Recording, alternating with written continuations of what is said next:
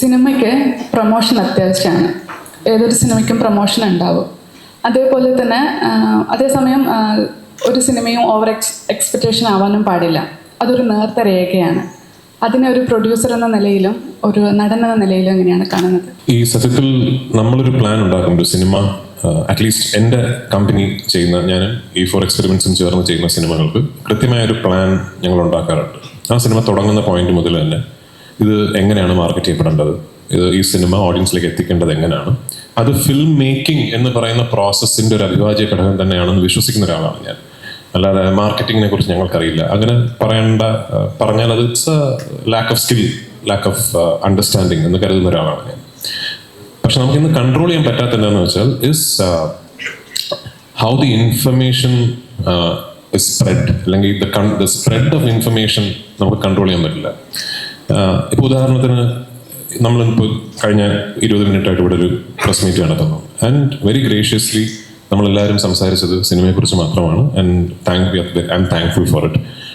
But നാളെ നിങ്ങളുടെ ഒരു ഹെഡ്ലൈൻ അല്ലെങ്കിൽ നിങ്ങളുടെ ഒരു ഹൈപ്പർ ടെക്സ്റ്റ് എന്ന് പറയുന്നത് could be something very very different. അപ്പോൾ അതിന് താഴെ നിങ്ങൾ കൃത്യമായിട്ട് സിനിമയെക്കുറിച്ചൊക്കെ തന്നെ ആയിരിക്കും എഴുതുന്നതും പറയുന്നതും.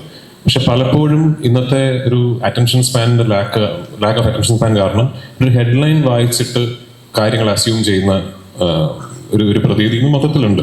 അപ്പം അതുകൊണ്ട് തന്നെ ഒരു സിനിമയെക്കുറിച്ച് എന്ത് ഇംപ്രഷനാണ് ക്രിയേറ്റ് ചെയ്യേണ്ടത് എന്നുള്ളത് പ്ലാൻ ചെയ്യാനേ പറ്റൂ. That is not fully in our control.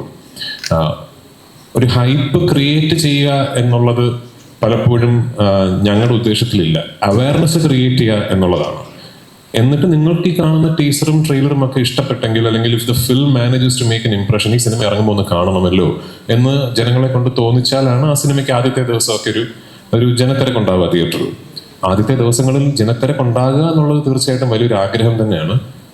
അതിൻ്റെ പിന്നിൽ ക്രിയേറ്റീവും ബിസിനസ് പരമായിട്ട് ആവശ്യങ്ങളുണ്ട്. ബിക്കോസ് എപ്പോഴും ആദ്യ ദിവസങ്ങളിൽ ഏറ്റവും തിരക്കുണ്ടാകുന്ന സിനിമ തന്നെയാണ് വിതരണക്കാർക്കും നിർമ്മാതാക്കൾക്കും ഏറ്റവും കൂടുതൽ പൈസ കിട്ടുന്നത്. രണ്ടാം ആഴ്ച മുതൽ ടേംസ് മാറും, തിയേറ്ററുകാർക്ക് കുറച്ചുകൂടെ പൈസ കിട്ടും.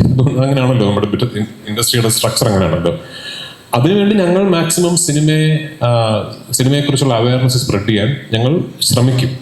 ആ ശ്രമത്തിന്റെ ഭാഗമായിട്ട് യു ആർ റൈറ്റ്, ചോദ്യം പ്രസക്തമാണ്.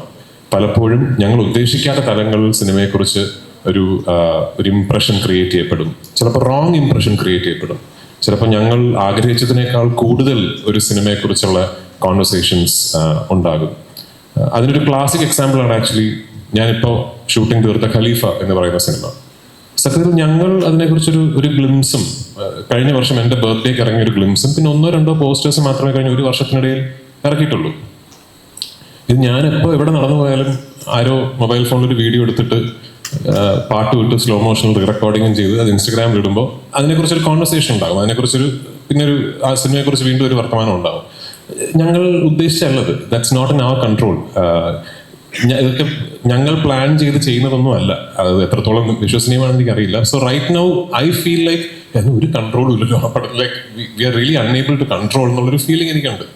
സോ അതിനൊരു കൃത്യമായൊരു പ്രോസസ്സോ ഉത്തരമോ ഒരു ഇക്വേഷനോ ഒന്നും ഞങ്ങൾക്ക് ഇപ്പോൾ അറിയില്ല. I hope marketing becomes more structured, it becomes more scientific, and it becomes even more a mainstream skill set. Catalystന്റെ Vivek അവിടെ നിൽക്കുന്നുണ്ട്. Vivek will tell you. ഞാൻ ഇപ്പോഴാണല്ലോ ആൾക്കാർ പറയാം പൃഥ്വിരാജിന്റെ മാർക്കറ്റിംഗ് എന്നൊക്കെ പറഞ്ഞു. ഇപ്പോഴൊന്നും, ഞാൻ 15 വർഷങ്ങൾക്ക് മുമ്പ് ഇതേ കാര്യങ്ങൾ ഞാൻ വിവേകുമായിട്ട് സംസാരിച്ചിട്ടുണ്ട്. ദാറ്റ് ഹൗ സിനിമ നീഡ്സ് ടു ബി മാർക്കറ്റഡ്, അതിൻ്റെ റെസ്പോൺസിബിലിറ്റി ആരുടേതാണ്, വൈ ഇസ് ഇറ്റ് നെസസറി എന്നൊക്കെ ഞാൻ ഇതുപോലെ സിനിമ റിലീസ് സംബന്ധിച്ച് പ്രസ് മീറ്റുകളും ഒക്കെ നടക്കുന്നതിന് മുമ്പൊരു കാലമുണ്ടല്ലോ, അന്ന് ഞാൻ ഇതിനെക്കുറിച്ച് സംസാരിച്ചിട്ടുണ്ട്. So I am happy that people are now we are actively participating in it. So there is still a long way to go to actually get it right.